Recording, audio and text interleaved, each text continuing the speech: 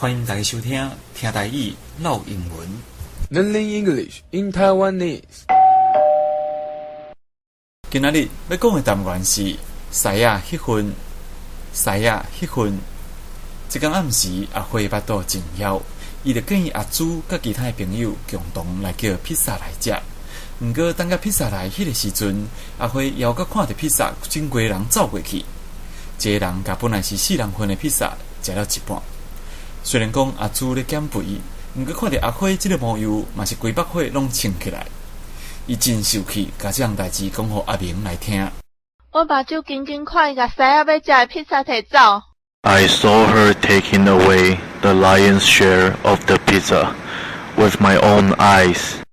阿明听煞了后，伊讲：这是新的披萨店吗？ Is this a new pizzeria? 亲爱听众朋友啊！一个顾食无顾友情的人，到底甲师仔有啥物款的关系呢？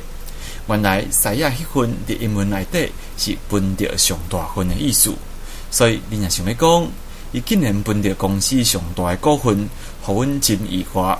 你会通讲 We're surprised that he got the lion's share of the company stocks.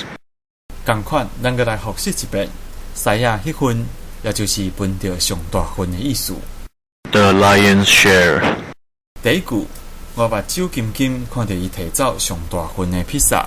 I saw her taking away the lion's share of the pizza with my own eyes.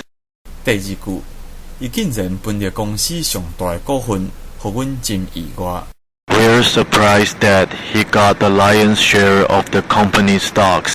短时间又搁要甲大家来讲再会咯，有任何意见请写伫后面甲咱讲，咱期待后一集再相逢。